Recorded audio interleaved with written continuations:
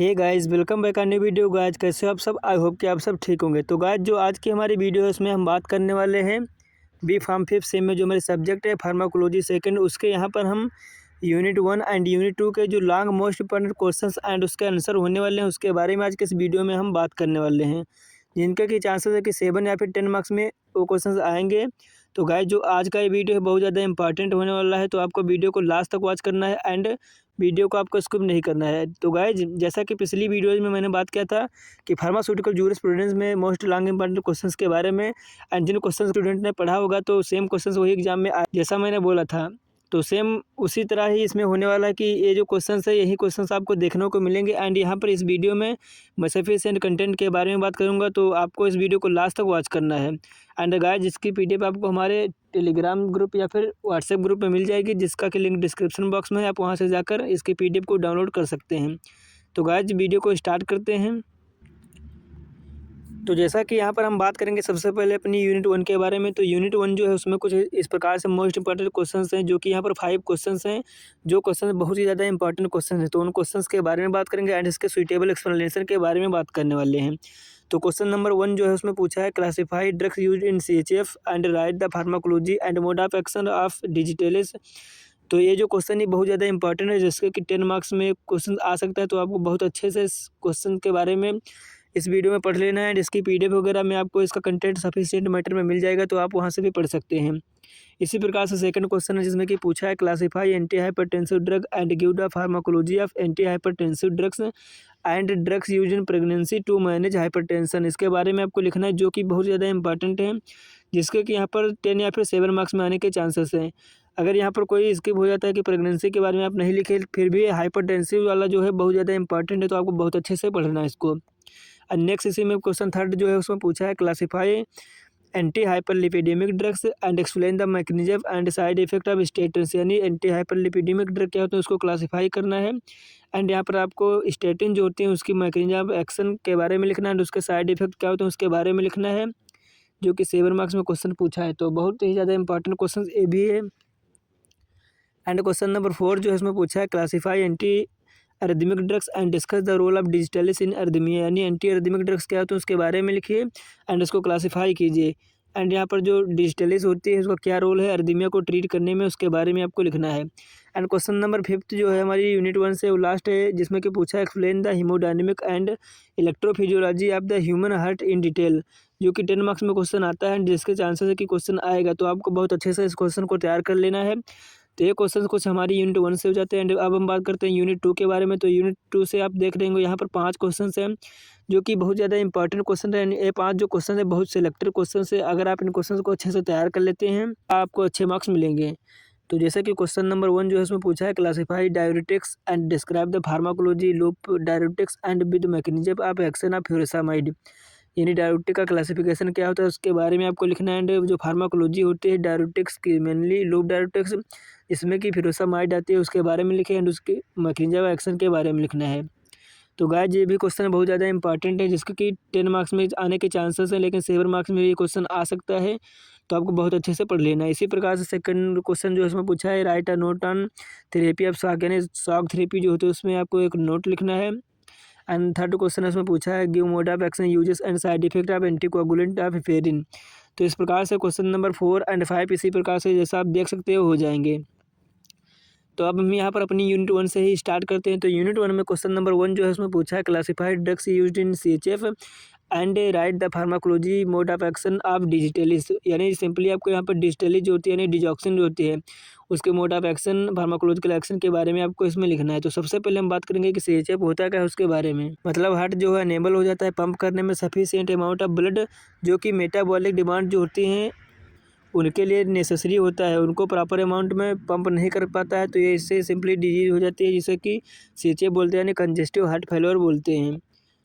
And यहाँ पर इसका क्लासिफिकेशन है, जैसा कि आप देख सकते हैं। तो क्लासिफिकेशन में जैसे कि इसमें ड्रग्स होंगी आइनोट्रॉपिक ड्रग, जो कि इफेक्ट करेंगी फोर्स ऑफ कंस्ट्रक्शन को, यानी इसको इंक्रीज कर देंगे फोर्स ऑफ कंस्ट्रक्शन को, जिसमें कि कार्डियोग्लाइकोसाइड आती हैं, सिम्पैथोमिमेटिक आती हैं, डायूरेटिक आती है। सिम्पैथोमिमेटिक, डायूरेटिक एंड कार्डियोग्लाइकोसाइड में ड्रग्स होंगी, जैसे कि यहाँ पर हमारे कार्डियोग्लाइकोसाइड में डिजॉक्सिन होगी, डिस्ट्रॉक्सिन होगी, एंड सिम्पैथोमिमेटिक में डोबेक्टामाइन होगी, एंड डायरेटिक में जैसे कि हाई सेलिंग डायरेटिक होंगी जिसमें कि फ्यूरोसमाइड आ जाएगी। एंड इसी में जैसे कि आते हैं थायजाइड होंगे जिसमें कि हाइड्रोक्लोरथायजाइड होगी एंड मेटेलाजोल हो जाएगी। एंड एल्डोस्टेरॉन एंटागोनिस्ट में एक ड्रग आती है जैसे कि स्पाइरोलेक्टिन होगी हमारी। एंड फोर्थ यहाँ पर है जैसे कि इनहिबिटर्स ऑफ रास सिस्टम। तो यहाँ पर रास सिस्टम जैसे कि रेनिन एंजियोटेंसिन सिस्टम को जो ड्रग इनहिबिट करते हैं उसमें आ जाती है जैसे कि रैमिप्रिल होगी जो कि एसी इनहिबिटर होती है। एंड नेक्स्ट यहाँ पर है वैसोडाइलेटर जिसमें कि हाइड्रोलाजोन हो जाएगी। आपको बहुत अच्छे से पीडीएफ से इस नोट्स को पढ़ लेना है, जो कि बहुत ज़्यादा इंपॉर्टेंट है। अब हम बात करते हैं यहाँ पर डिजिटलीसाइड की डिजॉक्सिन जो है उसके बारे में। यहाँ पर उसके डिटेल में mechanism and mode of action के बारे में बात करते हैं एंड उसकी जो फार्माकोलॉजी उसके बारे में बात करते हैं। सबसे पहले यहाँ पर कार्डियोग्लाइकोसाइड होते हैं क्या, उसके बारे में लिखना है आपको। तो कार्डियोग्लाइकोसाइड जो होता है एक्सट्रैक्ट होता है फॉक्सग्लेव जो होती हैं उससे उसका एक एक्सट्रैक्ट होता है जो कि इम्पॉर्टेंट होता है आइनोट्रॉपिक एजेंट की तरह। मतलब आइनोट्रॉपिक जो एजेंट होते हैं उनकी तरह इंपॉर्टेंट होता है। मतलब जो फोर्स ऑफ कंट्रैक्शन होता है हार्ट के मसल को उनको इंक्रीज कर देता है एंड इंक्रीज करता है फोर्स ऑफ कंट्रैक्ट फोर्स को, जैसा कि मैंने अभी बताया। एंड ऐसे पेशेंट जिनमें आर्टेरियल फाइब्रेशन होती है यानी वेन्स जो होती हैं वो डायलेट नहीं होती हैं, सिकुड़ जाती हैं, तो उनको डायलेट करने में भी वर्क करता है। मतलब फोर्स ऑफ कंट्रैक्शन को इंक्रीज कर देता है। तो इसके बारे में हो जाएगा। अब इसकी मैकेनिज्म ऑफ एक्शन के बारे में बात करते हैं। तो फर्स्टली क्या करता है कि सोडियम पंप जो होता है कार्डियक सेल में उसको इनहिबिट करता है। उसको इनहिबिट करने के बाद जो सोडियम आयन चैनल होते हैं इंट्रासेल्युलर उनका एक्यूमुलेशन कर देता है, जिसके थ्रू क्या होता है कि कैल्शियम जो होता है उसका एक्सट्रैक्शन यानी बाहर जो जाता है कैल्शियम उसको ब्लॉक कर देता है। जब ब्लॉक कर देगा तो वहाँ पर कैल्शियम की एंट्री जो होगी सेल के इनसाइड में वो इंक्रीज हो जाएगी। एंड जब इंट्रासेल्युलर कैल्शियम आयन इंक्रीज हो जाएगा तो यहाँ पर सार्कोप्लाज्मिक रेटिकुलम सेल जो होती है उसमें होने लगेगा स्टोर। एंड स्टोर होने के बाद यहाँ पर कैल्शियम जो होगा आयन उसकी कंसनट्रेशन जो होगी इंक्रीज हो जाएगी। जब हर एक कंट्रैक्शन होगा तो उसकी कंसनट्रेशन इंक्रीज हो जाएगी, जिसके कारण क्या होता है कि इंक्रीज हो जाएगा force and velocity of contraction जो होगी वो इंक्रीज हो जाएगी। जब force and velocity contraction increase हो जाएगी तो ब्लड वेसल जो श्रिंक हो गई थी वो डायलेट हो जाएंगी। तो इस प्रकार से इसका मोड ऑफ एक्शन होता है। आई होप कि आपको क्लियर हो गया होगा। नेक्स्ट बात करते हैं यहाँ पर फार्माकोलॉजिकल एक्शन के बारे में, जिसमें कि पूछा है कि डिजिटलिस के बारे में आपको इसमें फार्माकोलॉजिकल एक्शन भी लिखना है। तो यहाँ पर जैसा कि इफेक्ट ऑफ हार्ट के बारे में बात करते हैं तो ऑटोरिदमिसिटी बात करते हैं इफेक्ट ऑफ हार्ट के बारे में। तो यहाँ पर ऑटोमेटिसिटी काज कर सकता है। तो ऑटोमेटिसिटी क्या होती है, जैसे डिजॉक्सिन जो होता है इंक्रीज कर देता है ability of Purkinje and ventricular muscles in the incited impulses. मतलब जो यहाँ पर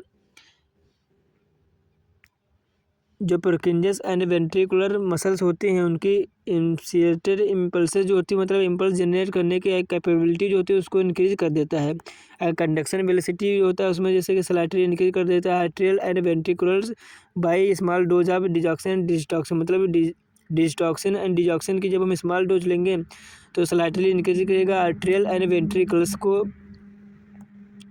एंड नेक्स्ट है ब्लड प्रेशर। तो ब्लड प्रेशर में जैसे कि इसको ब्लड प्रेशर जो होगा उसको इंक्रीज कर देगा, बढ़ा देगा। एंड हार्ट रेट पे जैसे कि does not affect heart rate at normal dose. मतलब नॉर्मल डोज पे अफेक्ट नहीं करेगा जब तक इसकी हाई डोज ना ली जाए। एंड किडनी पे इसी प्रकार होगा, जीआईटी पे इसी प्रकार हो जाएगा। तो आप लोग इसे पढ़ लीजिएगा। एंड नेक्स्ट यहाँ पर इसकी फार्माकोकाइनेटिक। तो इसका ओरल एब्जॉर्प्शन होता है 75 to 90%। एंड एडमिनिस्ट्रेशन यानी इसे ओरली हम ले सकते हैं। एंड ऑनसेट ऑफ एक्शन इसका मतलब होता है जो वो 30 मिनट होता है। एंड मेटाबोलाइज कहाँ होती है, लीवर में मेटाबोलाइज होती है। और इसका एलिमिनेशन यूरिन के थ्रू होता है। तो इसकी फार्माकोकाइनेटिक हो जाएगी। एंड इसके एडीआर वगैरह जो होंगे जैसे कि जीआईटी में डायरिया काज करेगा, वोमिटिंग काज करेगा, नोजिया काम करेगा। एंड एब्डोमिनल क्रेम्स मतलब जो हमारा स्टमक या फिर एब्डोमिनल कैविटी होगी वहाँ पर क्रैम्प्स यानी पेन वगैरह काज करेगा। सीएनएस पर जैसे कि हेडेक काज करेगा जो कि ब्लर विजन जो होगा उससे फैसिलिटेट करेगा। एंड हार्ट पर जैसे कि कार्डियक अर्दिमिया जो होगा उसको काज कर सकता है। तो इसके कुछ एडवर्स इफेक्ट हो जाएंगे। एंड नेक्स्ट यहाँ पर थेरापेटिक यूजेस मतलब किसमें ये यूज की जा सकती है। तो जैसे कि हार्ट फेलियर जो होता है उसको ट्रीट करने में इसका यूज़ करते हैं। आर्टेरियल फाइब्रिलेशन में इसका यूज़ करते हैं। एंड अर्दिमिया जो हो जाती है जो कि प्रॉक्सिमल आर्टेरियल टेकिकार्डिया हो जाती है उसको ट्रीट करने में इसका यूज किया जाता है।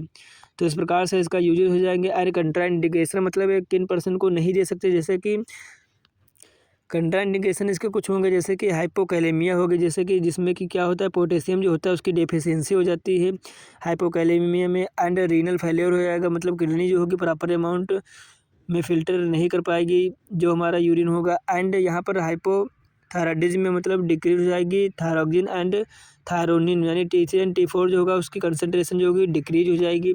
प्रेगनेंसी में हम इसको नहीं दे सकते। तो इस प्रकार से इसके कंट्राइंडिकेशन हो गए। एंड ये हमारा क्वेश्चन नंबर 1 कंप्लीट हो जाता है, जो कि बहुत ज़्यादा इंपॉर्टेंट था। आई होप कि आपको ये क्वेश्चन समझ में आ गया होगा। एंड नेक्स्ट क्वेश्चन नंबर 2 है, इसमें पूछा है classify anti hypertensive drug and give the pharmacology of anti hypertensive drug and use in the pregnancy management of hypertension. मतलब आपको यहाँ पर सिंपली एंटी हाइपरटेंसिव ड्रग जो होती है उनके क्लासिफिकेशन के बारे में लिखना है एंड उसकी फार्माकोलॉजी क्या होती है उसके बारे में लिखना है।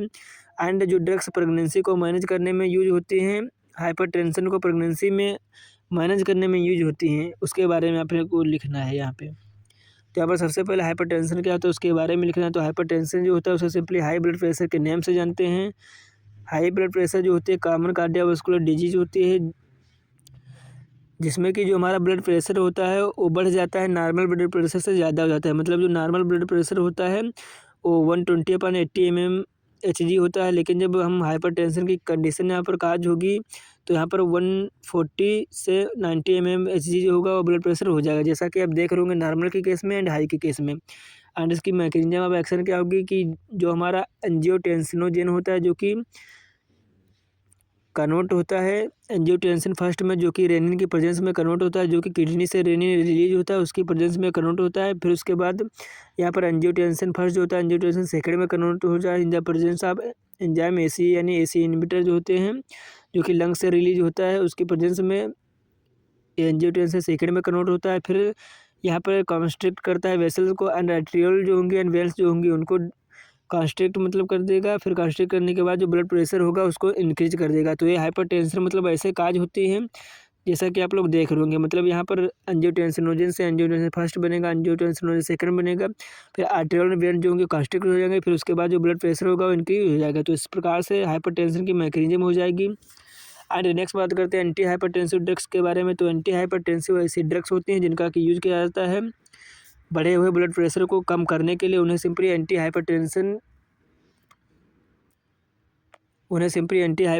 ड्रग्स के नेम से जानते हैं, या फिर ये हाइपरटेंशन को ट्रीट करने में यूज की जाती है। जैसा कि क्लासिफिकेशन में आप लोग देख रहे होंगे डायरेटिक हो जाएंगे, यहाँ पर रास सिस्टम इनहिबिटर्स हो जाएंगे एंड एंजियोटेंसिन सेकंड ब्लॉकर्स हो जाएंगे drugs and direct renin inhibitors हो जाएंगे। तो यहाँ पर डायरेटिक में जैसे कि थायजाइड होंगी, हाई सेलिंग होगी, पोटेशियम स्पारिंग हो जाएंगी। एंड यहाँ पर रास सिस्टम में जैसे कि एसीए इनहिबिटर ड्रग हो जाएंगी, जिसमें कि नेलापिरिल, कैप्टोपिरिल, रेमिपिरिल हो जाएगी।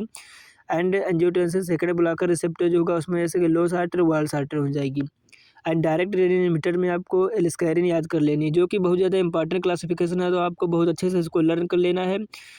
तो इस प्रकार से इसका क्लासिफिकेशन कंप्लीट होता है। एंड अब हम बात करते हैं यहाँ पर इसके जो एसीए इनहिबिटर है उस पर्टिकुलर ड्रग के बारे में। तो यहाँ पर एसीए इनहिबिटर जो ड्रग होती है वो वर्क करते हैं एंजियोटेंसिन कन्वर्टिंग एंजाइम जो होता है उसको इनहिबिट करने का वर्क करती हैं, जैसे कि कैप्टोप्रिल होगा, रेमिप्रिल होगा। तो जैसे कि यहाँ पर एंजियोटेंसिनोजेन जो था वो कन्वर्ट हो रहा था एंजियोटेंसिन फर्स्ट में, जो कि रेनिन की प्रेजेंस में हो रहा था। लेकिन यहाँ पर जब एलिस्कारिन जो हम ड्रग लेंगे अपनी, जो कि डायरेक्ट रेनिन इनहिबिटर है, तो यहाँ पर इसको ब्लॉक कर देंगे, इसका कन्वर्जन नहीं होगा। फिर उसके बाद क्या होगा, जैसे कि इसका कन्वर्जन जब नहीं होगा तो एंजियोटेंसिन सेकंड जो होगा वो नहीं बनेगा। फिर सेकंड जब नहीं बनेगा तो यहाँ पर सिंपली एल्डोस्टेरोन जो होगा उसका लेवल डिक्रीज हो जाएगा, जिसके कारण यहाँ पे जो सोडियम का रिएब्जॉर्प्शन होता था वो भी डिक्रीज हो जाएगा एंड ब्लड वॉल्यूम जो था वो भी डिक्रीज हो जाएगा एंड कार्डियक आउटपुट डिक्रीज हो जाएगा, जिसके थ्रू बीपी जो होगी वो डिक्रीज हो जाएगी। लेकिन सेम जैसा कि आप लोग देख रहे हैं, जैसे हम ड्रग नहीं लेंगे, जैसे कि एंजियोटेंसिनोजेन था वो एंजियोटेंसिन फर्स्ट में कन्वर्ट हो रहा था, फिर उसके बाद फर्स्ट जो था सेकंड में कन्वर्ट हो रहा था एसीए के प्रेजेंस में। फिर उसके बाद मतलब एल्डोस्टेरोन जो था उसका लेवल डिक्रीज हो रहा था, फिर उसके बाद जो एल्डोस्टेरोन था उसका लेवल इंक्रीज हो रहा था, फिर सोडियम का रिएब्जॉर्प्शन जो था वो भी इंक्रीज हो रहा था एंड ब्लड फ्लो जो था वो इंक्रीज हो जा रहा था, जिसके लिए कार्डियक आउटपुट जो था वो इंक्रीज होता था एंड ब्लड प्रेशर जो था वो इंक्रीज हो जा रहा था। तो इस प्रकार से ब्लड प्रेशर जो होता है वो इंक्रीज हो रहा था एंड जब हम ड्रग लेंगे तो इस प्रकार से बीपी जो होगी डिक्रीज हो जाएगी एंड इस प्रकार से इसकी फार्माकोकाइनेटिक होगी एंड कुछ एडीआर होंगे, आप लोग इन्हें पढ़ लेना एंड इसके यूजेस हो जाएंगे। एंड यहाँ पर कैल्शियम चैनल ब्लॉकर आते हैं। तो कैल्शियम चैनल ब्लॉकर जो होते हैं, जो कैल्शियम चैनल ब्लॉकर होते हैं उन्हें सिंपली हम यूज करते हैं हाइपरटेंशन जो हो जाती है उसको ट्रीट करने के लिए, जो कि सेफ़ होती है डायबिटीज़ में, अस्थमा में एंड हाइपरलिपिडीमिया में। जो पेशेंट होते हैं सब patient diabetes, asthma and hyperlipidaemia के उन सभी में जो डिजीज़ होती है उसको ट्रीट करने में हेल्प करते हैं, जैसे कि वीरापेमिल होगी, एम्लोडिपिन होगी, निफेडिपिन होगी, डिलसियाजिम होगी। तो ये कैल्शियम चैनल ब्लॉकर हो जाएंगे। इस प्रकार से इसका मोड ऑफ एक्शन होगा कि जैसे कि कैल्शियम आयन जो थे वेल टाइप के कैल्शियम चैनल से बाइंड करेंगे, जिसके बाद आर्टेरियल वैसोडाइलेशन था जो उसको इंक्रीज कर देंगे एंड ब्लड प्रेशर जो था उसको डाउन कर देंगे। तो इस प्रकार से कैल्शियम चैनल का हो जाएगा, इसके एडीआर एंड यूजेस हो जाएंगे। तो आई होप कि आपको समझ में आ गया होगा। एंड इसमें जैसे कि पूछा था ड्रग्स यूज इन प्रेगनेंसी के बारे में आपको लिखना है। तो जैसे कि यहाँ पर कुछ ड्रग्स होते हैं जो कि प्रेगनेंसी में यूज कर तो यहाँ पर जैसे कि कुछ ड्रग्स होती हैं जिनका कि यूज़ किया जाता है प्रेगनेंसी को मैनेज करने के लिए ड्यूरिंग द हाइपरटेंशन, मतलब तो यहाँ पर कुछ ड्रग्स होती हैं जिनका कि यूज़ किया जाता है हाइपरटेंशन को मैनेज करने के लिए प्रेगनेंसी के दौरान, लेकिन ये जो ड्रग्स होती हैं वो केयरफुली यूज़ की जाती हैं, जो कि फीटस वगैरह की सेफ्टी के लिए यूज़ की जाती हैं, उसे अफेक्ट नहीं करती, फिर भी हाइपरटेंशन जो होता है उसको ट्रीट कर देती हैं। जो क्रॉनिक हाइपरटेंशन होती है, एक हाइपरटेंशन होती है जो कि डायग्नोज की जाती है बिफोर द 20 वीक्स, यानी 20 वीक यानी 20 हफ्ते के यानी 20 वीक्स का जो गेस्टेशन होगा तो उसके थ्रू ये हाइपरटेंशन जो होगी प्रेगनेंसी के ड्यूरिंग या फिर उससे पहले जो थी उसको हम यहाँ पर डायग्नोस करेंगे। एंड नेक्स्ट यहाँ पर ड्रग्स जैसे कि तो लेविटालॉल हो जाएगी एंड मेथिलडोपेटेड ड्रग हो जाएगी जो कि यूज होंगी। तो इस प्रकार से इसमें जो ड्रग्स यूज होंगी उसके बारे में लिखा है, उसकी डोजेस वगैरह है, उसके बेनिफिट्स हैं। तो इन सबको आपको पढ़ लेना अच्छे से, यानी इसकी डोजेस हो जाएंगे एंड इसके बेनिफिट हो जाएंगे। तो आई होप कि आपको क्वेश्चन नंबर 2 क्लियर हो गया होगा। एंड नेक्स्ट क्वेश्चन नंबर 3 जिसमें कि पूछा है classify anti hyperlipidemic drugs and explain the mechanism and side effect of statin. तो यहाँ पर सबसे पहले एंटी हाइपरलिपिडेमिक ड्रग्स क्या होते हैं उसके बारे में लिखना है। तो यहाँ पर सबसे पहले इसकी डिफिनेशन के बारे में बात करते हैं। तो एंटी हाइपरलिपिडेमिक ड्रग्स जो होती हैं वो ऐसी ड्रग्स होती हैं जो कि यूज़ की जाती हैं रिड्यूस करने के लिए डिपोजिशन जो हो जाता है कोलेस्ट्रॉल एंड अदर लाइपोप्रोटीन का हमारे ब्लड प्लाज्मा में, उन सभी को रिड्यूस करने का वर्क करते हैं। एंड इसे सिंपली हम यूज करते हैं हाइपरलिपिडीमिया जो हो जाती है उसको ट्रीट करने के लिए, मतलब लिपिड का कंसंट्रेशन जब हमारी ब्लड वेसल्स या फिर ब्लड प्लाज्मा जो होता है उसमें इंक्रीज हो जाता है तो उसको ट्रीट करने के लिए हम एंटी हाइपरलिपिडेमिक एजेंट का यूज करते हैं, जैसा कि आप लोग देख रहे होंगे। एंड हाइपरलिपिडीमिया क्या होती है, जैसे कि उसे सिंपली हाइपरलाइपोप्रोटीनीमिया के नेम से जानते हैं।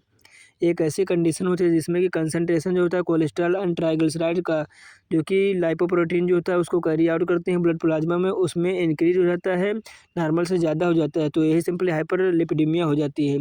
एंड इसके क्लासिफिकेशन के बारे में बात करते हैं तो यहाँ पर HMG को रिडक्टेज इनहिबिटर होते हैं जिसे कि सिंपली स्टेटिन के नाम से जानते हैं, जिसमें कि ड्रग्स हो जाएंगे जैसे कि सिमोस्टेटिन होगा, लोवास्टेटिन होगा, फुलवास्टेटिन होगा, रोसुवास्टेटिन होगा, टोरवास्टेटिन होगा एंड प्रोसवास्टेटिन होगा, मेटास्टेटिन होगा। तो इस प्रकार से इसमें ड्रग्स हो जाएंगी। एंड इसकी ट्रिक्स वगैरह भी हैं जैसे कि आप लर्न कर सकते हैं सीमा लो फल रस अटारी पर मत रखना, तो ऐसे आप लर्न कर सकते हैं। तो सीमा से होगा सिमोस्टेटिन, लो से होगा लोवास्टेटिन एंड सीमा लो फल तो फल से होगा फ्लुवास्टेटिन, रस अटारी पर रख दो तो रस से होगा रोसुवास्टेटिन, अटारी से अटोरास्टेटिन, अटपर से होगा प्रोवास्टेटिन, मत रखना से मतलब मेटास्टेटिन। तो इस प्रकार से इसकी ट्रिक हो जाएगी कुछ। आई होप कि आपको समझ में आ गई होगी। एंड नेक्स्ट है फाइब्रेट में। तो फाइब्रेट में जैसे कि इसकी भी ट्रिक्स होती है, जैसे कि काला फल सपेरे को बहुत वाइब्रेट करे, तो यहाँ पर आपको इस ट्रिक से याद कर लेनी कि जैसे कि काला फल है तो काला से हो जाएगा क्लोफाइब्रेट होगी, फिनोफाइब्रेट होगी, सिप्रोफाइब्रेट होगी एंड बेंजोफाइब्रेट होगी। तो इस प्रकार से आपको लर्न कर लेना कि काला फल सपेरे को बहुत वाइब्रेट करे। एंड नेक्स्ट है बाइल एसिड सिक्वेस्ट्रेंट। तो बाइल एसिड सिक्वेस्ट्रेंट में ड्रग्स होते हैं जैसे कि कोलिस्टारामिन होगी, कोलेस्टिपॉल होगी। तो इसकी भी ट्रिक है जैसे कि काली स्त्री को कालिया पाले, तो उसमें जैसे काली स्त्री से कोलेस्टारामिन होगी एंड कोलेस्टिपॉल होगी। तो इस प्रकार से ड्रग्स हो जाएंगे। एंड LDL इनहिबिटर जो होता है उसमें ड्रग्स हो जाएंगे जैसे कि प्रोबुकल, मतलब प्रभुचल से आप याद रख सकते हैं इसको प्रोबुकल, तो LDL इनहिबिटर की ड्रग हो जाएंगे। एंड पायरिडीन डेरिवेटिव में जैसे कि निकोटिनिक एसिड एंड निकोटिनामाइड जो सिंपल ड्रग्स हैं। एंड यहाँ पर कोलेस्ट्रॉल एब्जॉर्प्शन इनहिबिटर में जैसे कि इजेटिमाइड ड्रग हो जाएगी। तो इस प्रकार से क्लासिफिकेशन इसका हो जाता है। एंड मेनली आपको यहाँ पर HMG को रिडक्टेज इनहिबिटर जो होते हैं जैसे कि स्टेटिन के नाम से जानते हैं उसके बारे में फोकस करना है। तो यहाँ पर सिंपली HMG को रिडक्टेज जो होता है उसका फुल फॉर्म होता है हाइड्रोक्सी मिथाइल ग्लूटारिल, जो कि एक एंजाइम होता है जो कि एज एंजाइम वर्क करता है, जो कि कैटालाइसिस करता है कन्वर्जन ऑफ HMG कोए टू मेवालुनेट, मतलब मेवालुनेट जो होता है उसमें कन्वर्जन होता है HMG कोए का, तो उसे ही कैटालाइज करता है HMG को रिडक्टेज इनहिबिटर एंजाइम जो होता है। एंड ये जो स्टेप होती है रेट डिटरमाइनिंग स्टेप होती है in the synthesis of cholesterol, यानी कोलेस्ट्रॉल के सिंथेसिस में रेट डिटरमाइनिंग स्टेप होती है। इनमें ड्रग्स होती हैं जैसे कि सिमोस्टेटिन हुआ, लोअस्टेटिन हुआ, फ्लोस्टेटिन हो गया। तो एचएमजी क्लास की ड्रग हो जाएंगी, जैसा कि मैंने अभी स्टार्टिंग में बताया था, जैसा कि आप लोग देख रहे होंगे। तो यहाँ पर जैसे कि एचएमजी को रिडक्टेज इनहिबिटर है, इसमें ड्रग्स है सिमोस्टेटिन, लोअस्टेटिन, फ्लोस्टेटिन, रोसुएस्टेटिन। तो इसकी ड्रग्स हो जाएंगी। एंड यहाँ पर नेक्स्ट यहाँ पर इसकी मैकेनिज्म के बारे में बात करते हैं। तो यहाँ पर सिंपली इसकी मैकेनिज्म है कि जैसे कि एस्टिल एंड एस्टिल को एंजाइम जो होगा कन्वर्ट होगा एचएमजी को रिडक्टेज में, जिसके बाद ये मेवालुनेट का फॉर्मेशन करेगा। फिर उसके बाद क्या होगा कि फार्नेसिल पायरोफॉस्फेट बनेगा, यानी एफईपी बनेगा। फिर जिसके बाद सिक्वालिन बनेगा, सिक्वालिन जो बनेगा वो कन्वर्ट होगा कोलेस्ट्रॉल में एंड एर्गो कोलेस्ट्रॉल में। एंड वही फर्दर जो एफईपी था वो कन्वर्ट हो जाएगा जीरानिल पायरोफॉस्फेट में। तो इस प्रकार से यहाँ पर कोलेस्ट्रॉल की सिंथेसिस हो जाएगी। एंड जब हम एचएमजी को रिडक्टेज क्लास की ड्रग लेंगे, जैसे कि स्टेटिन क्लास की ड्रग लेंगे, जैसे कि सिमोस्टेटिन हो गई, तो जब हमें ड्रग लेंगे तो इस एक्शन को ब्लॉक कर देगी, यानी एचएमजी को रिडक्टेज जो था वो मेवालुनेट में जब कन्वर्ट हो रहा था तो उसको ब्लॉक कर देंगे, जिसके बाद ये जो कोलेस्ट्रॉल वगैरह था इसकी सिंथेसिस डिक्रीज हो गई। तो इस प्रकार से इसका मोड ऑफ एक्शन हो जाएगा। आई होप कि आपको समझ में आ गया होगा। एंड इसके साइड इफेक्ट कुछ होते हैं जिन्हें कि एडीआर के नेम से जानते हैं, जैसे कि हेडेक हो गया, नोजिया होगी, कॉन्स्टिपेशन होगी, जीआईटी डिस्टर्बेंस होगी, लीवर फेलियर हो जाएगा। तो ये सब इसके एडीआर हो जाते हैं। एंड इसके यूजेस होते हैं जैसे कि मायोकार्डियल इन्फेक्शन एंड स्ट्रोक जो हो जाता है उसमें यूज किया जाता है। एंड अथेरोस्क्लेरोसिस जो हो जाती है, मतलब वेंस जो होती है उसमें लिपिड वगैरह का जब डिपोजिशन हो जाता है तो उसे सिंपली एथेरोस्क्लेरोसिस बोलते हैं। तो उसको ट्रीट करने में इसका यूज किया जाता है। एंड हाइपरलिपिडीमिया में इसका यूज किया जाता है। एंड रिडक्शन ऑफ कोलेस्ट्रॉल में इसका यूज किया जाता है। एंड कार्डियोवास्कुलर डिजीज जो होते हैं उसको ट्रीटमेंट में इसका यूज किया जाता है। तो ये क्वेश्चन नंबर 3 कंप्लीट होता है। आई होप कि आपको समझ में आ गया होगा। अरे नेक्स्ट यहाँ पर है क्वेश्चन नंबर 4, जिसमें कि पूछा है classify anti arrhythmic drugs and discuss the role of digitalis in arrhythmia, यानी एंटी अर्दमिक ड्रग्स क्या होते हैं, सिंपली उसके बारे में सबसे पहले बात करते हैं। तो एंटी अर्दमिक ड्रग्स ऐसी ड्रग्स होती हैं जिनका कि यूज़ किया जाता है अर्दमिया को ट्रीट करने के लिए, या फिर एबनॉर्मल हार्ट बीट जो हो जाती हैं उनको ट्रीट करने में जिनका कि यूज़ किया जाता है, उसे सिंपली एंटी अर्दमिक ड्रग्स के नाम से जानते हैं। एंड यहाँ पर अर्दमिया क्या होती है उसके बारे में बात करते हैं। तो अर्दमिया जो होती है एक ऐसी कंडीशन होती है जिसमें कि जो हार्ट बीट होती है वो इरेगुलर हो जाती है, मतलब नॉर्मल से या तो फास्ट हो जाएगी या फिर स्लो हो जाएगी। तो ये इरेगुलर हार्ट बीट इसमें हो जाती है, उसे सिंपली अर्दमिया बोलते हैं। जैसे कि नॉर्मल जिसमें कि 60 to 100 बीट्स पर मिनट होती है। एंड अर्दमिया के केस में क्या होता है कि या फिर ब्रेडिकार्डिया हो जाएगी, मतलब ब्रेडिकार्डिया का मतलब होता है यहाँ पे कम हो जाना, मतलब हार्ट रेट जो होगी वो कम हो जाएगी। जैसे कि लेस देन 60 to 100 बीपीएम जो होगा इससे कम हो जाएगी। एंड टैकीकार्डिया के कंडीशन में क्या होगा, हार्ट रेट जो होगी वो बढ़ जाएगी, मतलब मोर देन हो जाएगी 60 to 100। तो ये क्लियर हो गया होगा आपको। एंड यहाँ पर इसके सिम्टम हम काजेज हो जाएंगे। एंड नेक्स्ट बात करते हैं इसके क्लासिफिकेशन के बारे में। तो क्लासिफिकेशन जो दिया है उसमें जैसे कि 4 क्लासेज में, जैसे कि क्लास फर्स्ट में हमारे मेम्ब्रेन स्टेबलाइजिंग एजेंट होते हैं, जिन्हें कि moderate degree in D V upon D T of 0 phase, जिसमें ड्रग हो जाएंगी क्यूनिटीन हो गई, डाइसोपायरामाइड होगी, प्रोकाइनामाइड होगी। And little decrease in D V upon D T of 0 phase, जैसे कि लाइडोकाइन होगी, मैग्नीटिटाइन होगी। इसी प्रकार से मार्क डिक्रीज में हो जाएगी प्रोपाफिनॉन और फ्लिकाइनाइड। तो ये हमारी क्लास फर्स्ट हो जाती है। एंड क्लास सेकंड जो होती है उसमें जैसे कि ड्रग आती है जो एंटी एड्रेनर्जिक एजेंट, जैसे कि बीटा ब्लॉकर के नाम से जानते हैं ड्रग्स आ जाती हैं, जैसे कि प्रोप्रानोलोल हो गया, स्मोलोल हो गया। एंड क्लास थर्ड जो होती है उसमें जैसे कि agent having widening action potential, इसमें जैसे कि एम्यूड्रोन होगा, ड्रोनडारोन हो गया, डोफेटिलाइड हो गया, आइबोटिलाइड होगा, सोटालाल होगा। तो ये ड्रग्स हो जाती हैं। यहाँ पर आपको कैसे लर्न करना है, जैसे कि आपको डारोन याद कर लेना है, तो इससे जैसे अम्यो डारोन हो जाएगा, ड्रोन डारोन होगा। एंड यहाँ पर टेलाइड याद कर लेना है, तो यहाँ पे डोफटेलाइड होगा, आइबोटेलाइड होगा। तो इस प्रकार से आप इसको लर्न कर सकते हैं। यहाँ पर इसकी क्लास 4 जो है वो है कैल्शियम चैनल ब्लॉकर की, जिसमें कि बीरापेमिल आती है, डिल्सियाजिम आती है, एमिलोडिपिन आती है। तो ये हमारी कैल्शियम ब्लॉकर ड्रग्स हो जाती हैं। आई होप कि आपको ये टॉपिक क्लियर हो गया होगा। एंड यहाँ पर नेक्स्ट पूछा है डिजिटलीज जो होता है उसके बारे में आपको डिटेल एक नोट लिखना है। तो बात करते हैं डिजिटलीज के बारे में। तो डिजिटलीज जो होता है कार्डियक ग्लाइकोसाइड होता है, जो कि एक सिग्निफिकेंट रोल प्ले कर देता है इन द मैनेजिंग ऑफ अर्दमिया, मतलब अर्दमिया को मैनेज करने में एक सिग्निफिकेंट रोल प्ले करता है। इसमें जैसे कि मैकेनिज्म ऑफ एक्शन हो जाएगा डिजिटलीज का कि कंट्रैक्टिलिटी जो होती है उसको इंक्रीज कर देता है, आप लोग पढ़ सकते हैं। एंड स्लो कंडक्शन कर देता है। एंड यहाँ पर जैसे कि रोल ऑफ अर्दमिया मैनेजमेंट में क्या होता है, जैसे कि आर्टरियल फाइब्रेशन जो होता है उसमें डिजिटली जो होता है हेल्प करता है कंट्रोल करने के लिए ventricular rate in patient and arterial fibrillation जो होता है उसको कंट्रोल करने का वर्क करता है। तो इस प्रकार से इसके मोड ऑफ एक्शन हो जाएगी। एंड यहाँ पर जैसे कि या फिर आर करके लिखा है दूसरा, जिसे आप पढ़ सकते हैं जैसे कि कार्डियक ग्लाइकोसाइड, जिसमें डिजिटलिस आ जाएगी। तो जो कि एक कार्डियक ग्लाइकोसाइड होती है जो कि ऑब्टेन होती है फॉस्फोलिपिड लीफ से, जो कि एक इंपॉर्टेंट आइनोट्रोपिक एजेंट होती है जो कि इंक्रीज करती है कंट्रैक्टाइल फोर्स को। एंड इसकी मैकेनिज्म ऑफ एक्शन सेम हो जाएगी जैसा कि पहले प्रीवियस आपने पढ़ा था डिजॉक्सिन के बारे में, तो वही इसकी मैकेनिज्म ऑफ एक्शन हो जाएगी। तो इस प्रकार से यहाँ पर ये जो फोर्स एंड कंट्रक्शन जो होता है वेलोसिटी कंट्रक्शन उसको इंक्रीज कर देता है। तो आप लोग इसे पढ़ सकते हैं। एंड इसके फार्माकोलॉजिकल एक्शन कुछ हो जाते हैं जैसे कि हार्ट पे जैसे कि क्या करता है, तो ऑटोमेटिसिटी जो होती है उसको इंक्रीज कर देता है। एंड हार्ट रेट जो होता है वो अफेक्ट नहीं होती है नॉर्मल डोजेज पे, लेकिन हम इसकी जब हाई डोज लेते हैं तो हार्ट रेट जो होती है अफेक्ट हो जाती है। एंड ब्लड प्रेशर होता है जो वो इंक्रीज हो जाता है। एंड किडनी पे जैसे कि उसके बारे में बात करते हैं तो रेट ऑफ एक्सट्रैक्शन जो होता है सोडियम आयन एंड H2O का उसको इंक्रीज कर देता है। एंजाइटी पे जैसे कि हाई डोजेज जो होती है नॉजिया एंड वोमिटिंग प्रोड्यूस कर सकती हैं। तो इस प्रकार से इसका फार्माकोलॉजिकल एक्शन हो जाएगा। इसके यहाँ पर कुछ फार्माकोकाइनेटिक हो जाएंगे जैसा कि आप लोग देख रहे होंगे। तो ऑब्जर्वेशन होगा इसका 75 to 90% जैसा कि मैंने पहले बात किया था। तो आप लोग इसे पढ़ सकते हैं। यहाँ पर प्रॉक्सिमल सुपरवेंट्रिकुलर टैकीकार्डिया में जैसे कि PSVT में डिजिटली जो होता है हेल्प करता है टर्मिनेट PSVT एपिसोड, मतलब इसके जो एपिसोड्स होते हैं उन सभी को मेंटेन करने में हेल्प करता है। इसका यूजेस के बारे में बात करते हैं तो इसका यूज जैसे कि डिजिटली जो होता है रेगुलर हार्ट बीट जो होती है उसको कंट्रोल करता है। एंड हार्ट रिदम जो होता है उसको कंट्रोल करता है एंड इंड्यूस करता है आर्टेरियल फाइब्रिलेशन को। तो इसके यूजेस ये हो जाएंगे। आई होप कि आपको क्लियर हो गया होगा। एंड नेक्स्ट पूछा explain the haemodynamic and electrophysiology of heart in detail, जो कि 10 मार्क्स में पूछा है, जो कि बहुत ही ज़्यादा इंपॉर्टेंट है। आपको बहुत अच्छे से इसको पढ़ के जाना है, जिसमें कि सबसे पहले आपको इंट्रोडक्शन लिखना है कि हीमोडायनेमिक क्या होते हैं। तो हीमोडायनेमिक जो होता है 2 वर्ड से मिलकर बनाता है, एक होता है हीमो एंड सेकंड होता है डायनेमिक। तो हीमो जो होता है उसका मतलब होता है ब्लड एंड डायनेमिक का मतलब होता है मूवमेंट।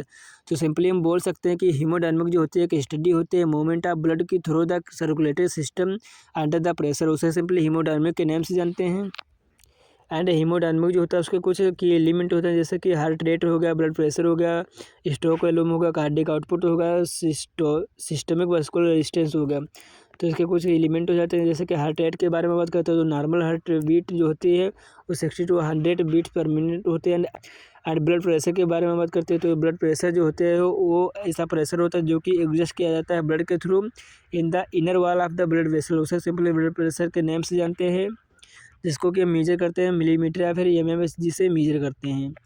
और इसकी जैसे कि नॉर्मल रेंज हो जाएगी। सिस्टोलिक में क्या होगा कि जैसे कि जब कंट्रैक्ट करेगा हार्ट तो उसकी जो रेंज होगी वो सिस्टोलिक कहलाएगी। एंड रिलैक्सेशन जो होगा हार्ट में तो उसे सिंपली डायस्टोलिक बोलेंगे। तो इस प्रकार से हो जाएगी। एंड स्ट्रोक वॉल्यूम जो होता है उसके बारे में बात करते हैं तो स्ट्रोक वॉल्यूम जो होता है मतलब जो ब्लड पंप किया जाता है left ventricle of the heart से ओवर कंट्रैक्शन में, उसे सिंपली स्ट्रोक वॉल्यूम बोलते हैं। इसका फार्मूला कुछ होता है जैसा कि आप देख रहे हो, तो इसे आप पढ़ सकते हैं। नेक्स्ट यहाँ पर कार्डियक आउटपुट है। तो कार्डियक आउटपुट जो होता है वो क्या होता है, तो जो कार्डियक आउटपुट होता है उसे डिफाइन किया गया है कि टोटल अमाउंट जो ब्लड का होता है जो कि पंप किया जाता है ईच वेंट्रिकल के थ्रू पर मिनट में, उसे सिंपली कार्डियक आउटपुट बोलते हैं। जैसे कि कार्डियक आउटपुट क्या होता है तो stroke volume into heart rate होता है। तो इस प्रकार से इसका फार्मूला होता है जैसे कि स्ट्रोक वॉल्यूम जो होता है 70 ml होता है एंड हार्ट बीट जो 22 बीट्स पर मिनट होती है। एक आउटपुट ये हमारा हो जाएगा। नेक्स्ट यहाँ पर सिस्टमिक वास्कुलर रेजिस्टेंस, तो यहाँ पर आप लोग देख सकते हैं इस प्रकार से systemic vascular resistance and cardiac cycle हो जाएगी, इसे आप पढ़ सकते हैं। एंड नेक्स्ट यहाँ पर बात करते हैं इलेक्ट्रोफिजियोलॉजी ऑफ हार्ट के बारे में। तो इलेक्ट्रो मीन्स होता है इलेक्ट्रिकल एक्टिविटी एंड फिजियोलॉजी जो होता है उसके मतलब होता है कि फंक्शन ऑफ हार्ट। तो उसके बारे में पढ़ना सिंपली इलेक्ट्रोफिजियोलॉजी ऑफ हार्ट कहलाता है। तो यहाँ पर लिखा है कि इलेक्ट्रोफिजियोलॉजी जो होती है वो हार्ट की एक स्टडी होती है जिसमें कि जनरेशन एंड कंडक्शन जो होता है इलेक्ट्रिकल इम्पल्सेस का हार्ट में, उसी के बारे में हम स्टडी करते हैं। तो उसे सिंपली इलेक्ट्रोफिजियोलॉजी बोलते हैं। ये आल्सो इंक्लूड करता है कंट्रैक्शन और रिलैक्सेशन जो होता है हार्ट में, उसका इंक्लूड करता है। जैसे कि अब हार्ट के बारे में बात करते हैं तो हार्ट जो होता है वो ए हाइलो मस्कुलर आर्गन होता है जो कि ब्लड को पंप करता है through the blood vessels into the various part of the body by the contraction, मतलब कंट्रैक्शन करके जो ब्लड होता है उनको वेरियस पार्ट ऑफ बॉडी में फ्लो करता है। तो उसे सिंपली हार्ट बोलते हैं, जो कि एक हाइलो मस्कुलर आर्गन होता है जो कि लोकेटेड होता है फ्रंट इन और चेस्ट, मतलब चेस्ट जो होता है वो उसके फ्रंट में लोकेटेड होता है। एंड लाइज मतलब ये कहाँ पर स्थित होता है, जैसे कि थोरैक्स जो होता है एंड लंग्स होता है उसके बिहाइंड स्टर्नम जो होता है वहीं पे लाइज करता है। एंड ये जो होता है 10 सेंटीमीटर लॉन्ग होता है एंड इसमें अबाउट 225 से 250 ग्राम जो होता है फीमेल में होता है 300 से 310 ग्राम जो होता है मेल में हार्ट जो होता है इसका वेट होता है। एंड इस प्रकार से इसका डायग्राम आप देख रहे होंगे। मतलब हार्ट में ब्लड जो होगा वो यहाँ से जाएगा, जैसे कि सुपर वेना कावा से ब्लड जब जाएगा तो उसमें जाने के बाद यहाँ पर आ जाएगा। एंड जैसे कि यहाँ पर क्या बोलते हैं राइट एट्रियम में, ये हमारा तो राइट एट्रियम में आ जाएगा ब्लड। एंड राइट एट्रियम में जाने के बाद यहाँ पर ट्राइकस्पिड वाल होगी जो इससे ब्लड पंप करेगा। एंड जब पंप करेगा तो यहाँ पे जैसे कि राइट वेंट्रिकल होगा यहाँ पर जाएगा। फिर इसके बाद यहाँ पर जब पुश करेगा तो यहाँ से जाने के बाद पल्मोनरी आर्टरी जो होती है, जो कि पल्मोनरी आर्टरी जो होती है वो एक ऐसी आर्टरी होती है जो कि इम्प्योर ब्लड जो होता है उसको कैरी करने का वर्क करते हैं, जो कि यहाँ से लंग्स तक ले जाती है। लंग्स जब होता है तो लंग्स से यहाँ से पल्मोनरी वेन के थ्रू यहाँ से ब्लड आता है। वेन जो होता है वो इम्प्योर ले जाते हैं, लेकिन पल्मोनरी जो वेन है वो प्योर ब्लड को एक्सचेंजर करेगी, मतलब प्योर ब्लड जो होगा उसको ट्रांसपोर्ट करेगी। तो यहाँ से एयर ले आएगी, फिर यहाँ से जाएगा जो हमारा लेफ्ट आर्टरियम होगा वहाँ जाएगा। लेफ्ट आर्टरियम जो होगा उस वहाँ पर जाने के बाद लेफ्ट वेंट्रिकल में जाएगा। फिर लेफ्ट वेंट्रिकल जो होगा वहाँ से एक मीटर वाल होगी जो कि पुश आउट करेगी। फिर यहाँ से throw out of the body जो होगा वेरियस पार्ट वहाँ तक सर्कुलेट हो जाएगा। तो इस प्रकार से हार्ट की फिजियोलॉजी होती है। इसमें कुछ लेयर्स होती हैं, जैसे कि पेरिकार्डियम होगी जिससे कि एपिकार्डियम या फिर आउटर लेयर के नाम से जानते हैं। यहाँ पर मायोकार्डियम होती है जैसे कि मिडिल लेयर के नाम से जानते हैं, जो कि पंपिंग करने का वर्क करती है। एंड एक होती है एंडोकार्डियम जिससे कि इनर लेयर या फिर जो कि कंडक्शन करने का वर्क करती है, मतलब इम्पल्स जनरेट करती है। तो इसके लेयर्स हो जाएगी। एंड एक्शन पोटेंशियल जो होता है कार्डियक मसल में इस प्रकार से होता है, आप लोग इसे पढ़ सकते हैं। एंड यहाँ पर इसकी कुछ फेजेज होते हैं, जैसे कि कार्डियक एक्शन पोटेंशियल के होते हैं फेज 0, जैसे कि रैपिड डीपोलराइजेशन फेज होता है। एंड फेज फर्स्ट हो जाता है उसे सिंपली अर्ली रिपोलराइजेशन के नाम से जानते हैं। एंड फेज सेकंड जो होता है उसे सिंपली द प्लेटो फेज के नाम से जानते हैं। फेज थर्ड जो होती है उसे रिपोलराइजेशन के नाम से जानते हैं। एंड फेज फोर्थ जो होती है जो कि रेस्टिंग मेम्ब्रेन पोटेंशियल के नाम से जानी जाती है। तो इसके फेज होते हैं जैसा कि आप लोग देख रहे होंगे, यहाँ पर फेज 0 1 होगी, फेज 2 होगी, फेज थर्ड होगी, फेज फोर्थ होगी। तो इस प्रकार से इसकी फेज होती है, आप लोग इसे पढ़ सकते हैं। यहाँ पर टाइप होता है एक्शन पोटेंशियल का, तो इन सबको आप लोग पढ़ सकते हैं पीडीएफ से, जिसका कि लिंक डिस्क्रिप्शन बॉक्स में है। आप वहाँ से जाकर इन सब चीज़ों को पढ़ सकते हैं, जो होता है उसके बारे में पढ़ सकते हैं। यहाँ पर इस प्रकार से हमारा क्वेश्चन नंबर A5 जो होता है यूनिट 1 का कंप्लीट होता है। तो आई होप कि आपको ये सब समझ में आ गया होगा। एंड गाइज आपको इसके नोट्स वगैरह हमारे टेलीग्राम ग्रुप में मिल जाएंगे, जिसका कि नेम है सॉल्व फार्मेसी, या फिर आप यूट्यूब पर डायरेक्टली सर्च करेंगे जब सॉल्व फार्मेसी नोट्स या फिर important questions bye solve pharmacy, तो आपको ये सब नोट्स मिल जाएंगे। तो वहाँ से आप ये नोट्स को डाउनलोड कर सकते हैं एंड पढ़ सकते हैं।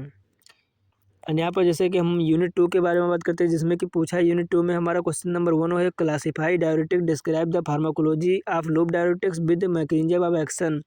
मतलब डायरेटिक क्या होता है उसके बारे में आपको लिखना है, उसका क्लासिफिकेशन करना है और उसके मैकेनिज्म फार्माकोलॉजिकल एक्शन जो होता है उसके बारे में लिखना है। तो सबसे पहले डायरेटिक के बारे में बात करते हैं। तो डायरेटिक जो होती हैं वो ऐसी ड्रग्स होती है जो कि यूज किए जाते हैं रेट ऑफ वॉल्यूम जो होता है यूरिन का उसको इंक्रीज करने के लिए, या फिर उसका फार्मेशन जो होता है उसको इंक्रीज करने के लिए ये ड्रग्स यूज किए जाते हैं। ऐसे एजेंट होते हैं जो कि मेनली एक्ट करते हैं नेफ्रॉन पर, जो कि प्रमोट करते हैं एक्सट्रैक्शन ऑफ एक्सेस फ्लूइड को, उन्हें सिंपली डायरेटिक बोलते हैं। मतलब ऐसे एजेंट जैसे कि जिन्हें हमने लिया, तो जब हम उन्हें ले रहे हैं तो हमारी यूरिन जो होता है उसका प्रोडक्शन जो होता है वो इंक्रीज हो जाता है। मतलब पहले यूरिन जो था वो 2 ml ही बन रहा था, मतलब जब हमने ड्रग्स को लिया तो इस ड्रग्स को लेने के बाद 10 ml यूरिन जो होता है उसका फॉर्मेशन हो जाता है। तो इस प्रकार से डायरेटिक्स हो जाती हैं। और इसका कुछ क्लासिफिकेशन है, जैसा कि आप लोग देख रहे होंगे। तो यहाँ पर हाई सेलिंग होता है, कुछ मीडियम एफिकेसी डायरेटिक होती है, वीक या फिर लो एफिकेसी डायरेटिक्स होती है। तो इन सभी को आप लोग पढ़ सकते हैं। एक बार मैं बता दे रहा हूँ कि यहाँ पर हाई सेलिंग में जैसे कि सोडियम पोटेशियम क्लोराइड इनहिबिटर के नेम से जानते हैं, जो कि सोडियम पोटेशियम क्लोराइड को ट्रांसपोर्टर इनहिबिटर के नेम से जानते हैं, जैसे कि फेरोसामाइड हो गया, ब्यूटानाइड हो गया, इथाक्रेनिक एसिड हो गया। एंड यहाँ पर मीडियम एफिकेसी डायरेटिक्स में आ जाती हैं, जैसे कि सोडियम हो गया, क्लोराइड हो गया, क्लोराइड सिम्पोटर जो होते हैं ये सब इसमें आते हैं, जिसमें कि बेंजो थायाजाइजीन्स होगी, जिसमें कि हाइड्रोक्लोरोथायाजाइड होगी एंड बेंजोथायाजाइड होगी। तो इस प्रकार से हो जाएगी। एंड थायाजाइड में जैसे कि क्लोरोथाइलडॉन होगी, मेटोराजोन होगी। एंड वीक या फिर लो एफिकेसी की डायरेटिक्स जो होती है उसमें जैसे कि कार्बोनिक एनहाइड्रेट इमिटर आता है, जिसमें कि एस्टाजोलामाइड ड्रग आ जाती है।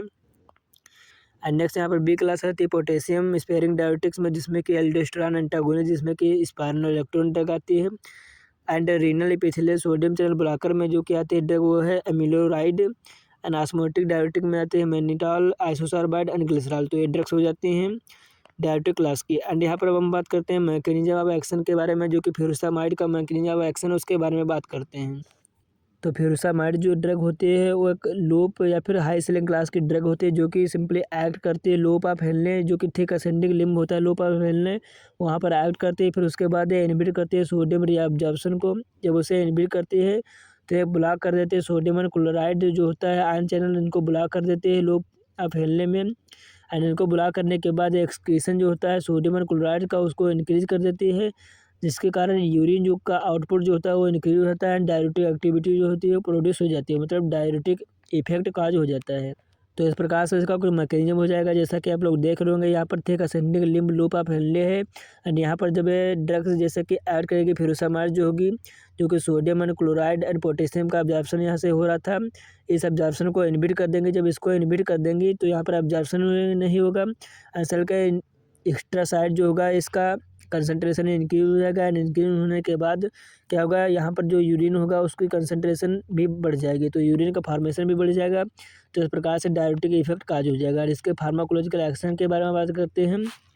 तो फार्माकोलॉजिकल एक्शन इसका सिंपल इस प्रकार से होता है कि जैसे कि फ्यूरामाइड ड्रग जो होगी और रीनल वैसोडाइलेशन काज करेगी, जिसके बाद इंक्रीज करेगी रीनल ब्लड फ्लो को, मतलब किडनी में जो ब्लड फ्लो होगा उसको इंक्रीज कर देगी। या फिर मोर सोडियम एक्सचेंज होगा पोटेशियम से, जिसके थ्रू पोटेशियम का एक्सचेंज जो होगा वो बढ़ जाएगा। फिर जिसके कारण क्या होगा कि हाइपोकैलेमिया जो होगी, मतलब पोटेशियम जो होगी उसकी कमी हो जाएगी, तो हाइपोकैलेमिया काज हो सकता है। एंड ब्लॉक करेगा अगर सोडियम पोटेशियम क्लोराइड सिम्पोर्टर को, तो उसके बाद यहाँ पर जो सोडियम और क्लोराइड था उसका एक्सक्रीशन जो होगा उसको इंक्रीज कर देगा। तो इस प्रकार से इसके फार्माकोलॉजिकल एक्शन हो जाएंगे, जैसा कि आप लोग देख रहे होंगे। तो आई होप कि आपको क्लियर होगा। एंड यहाँ पर फार्माकोकाइनेटिक इसकी है, तो इसे पढ़ सकते हैं। एंड यहाँ पर एडीआर या फिर साइड इफेक्ट जो है उसे पढ़।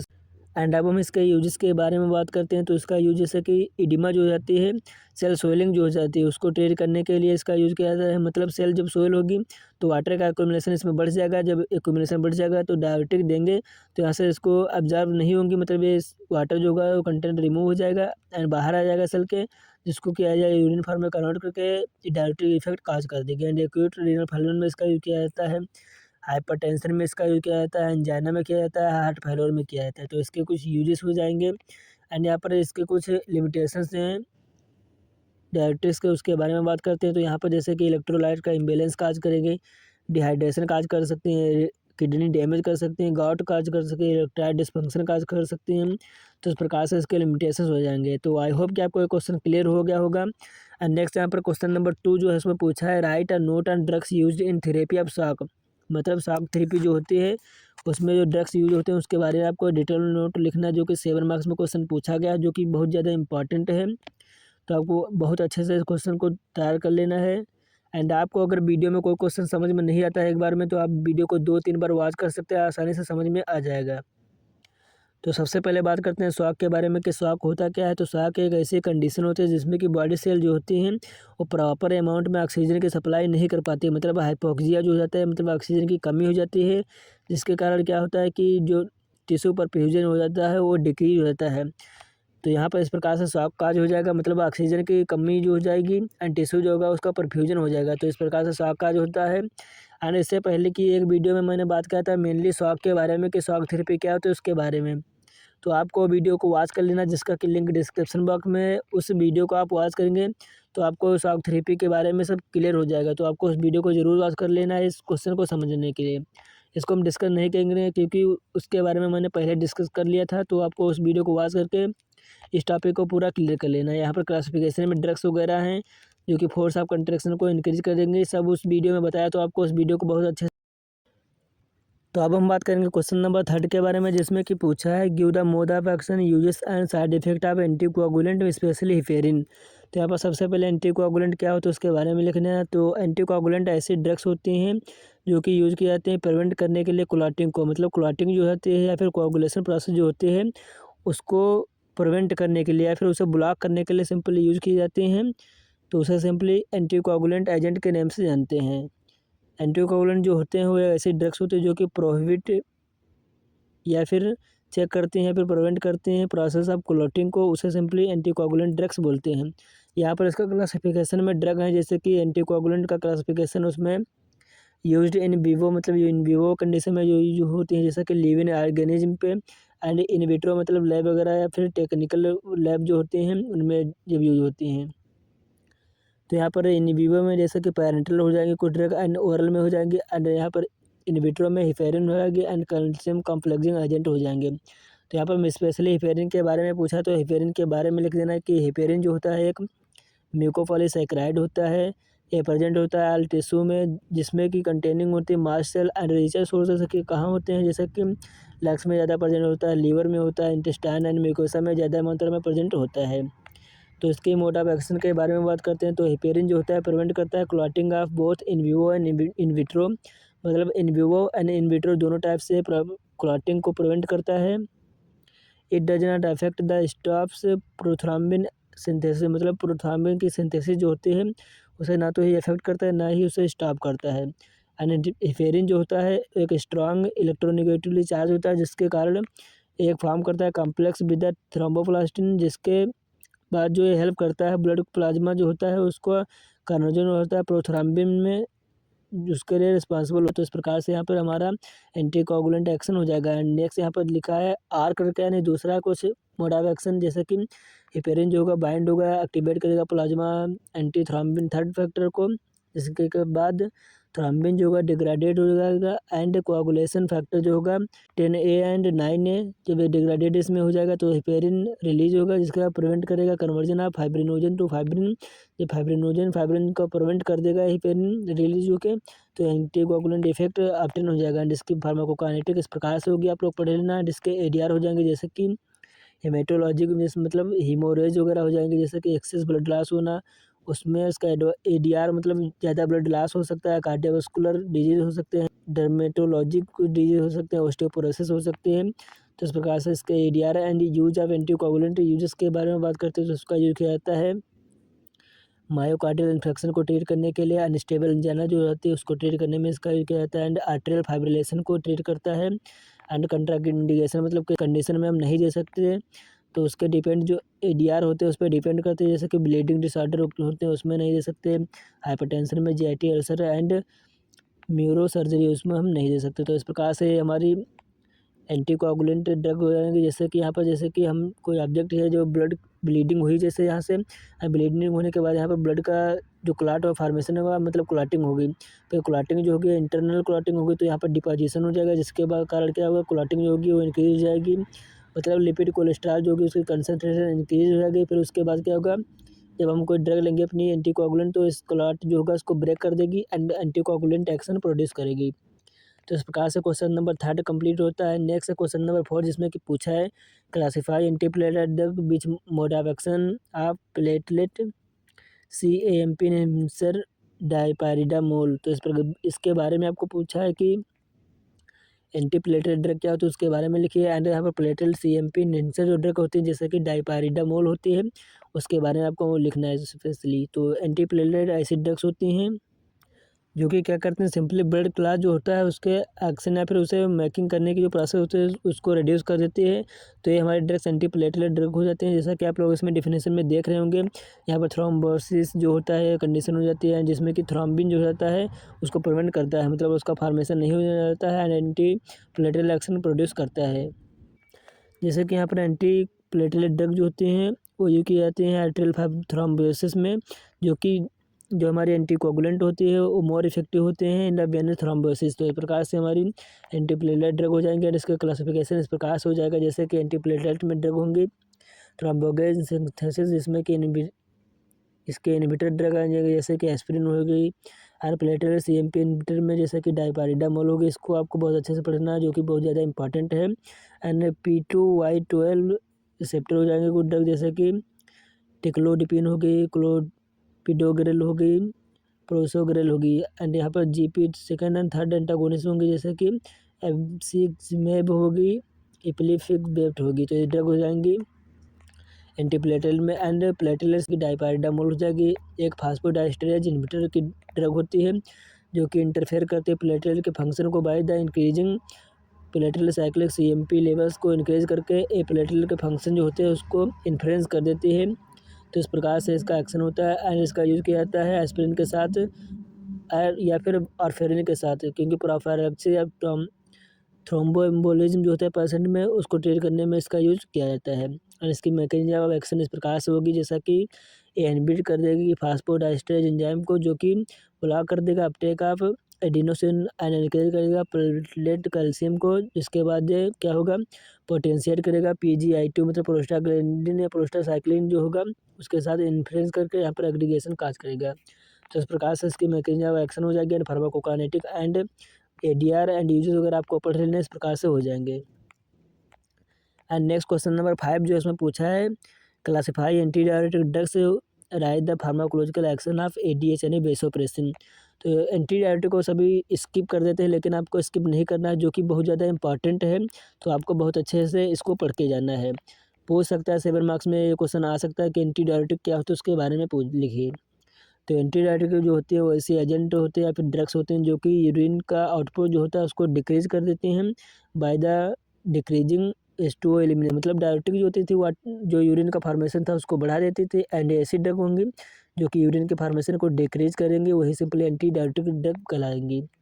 जैसे कि क्लासिफिकेशन में, जैसे कि एंटीबायोटिक हार्मोन में जैसे कि विटामिन एनालॉग हो जाएंगे, वेसोप्रेसिन यानी DH हार्मोन जो हो जाएगा, नेक्स्ट नाइट्रीयूरेटिक्स जिसमें कि थायजाइड हो जाएंगे, मिसलेनियस जिसमें कि ड्रग आ जाएगी कार्बामाजिपिन, तो ये हो जाएंगे। एंड ADH के बारे में बात करते हैं, जैसे कि सिंपली एंटीडायरेटिक हार्मोन के नेम से जानते हैं।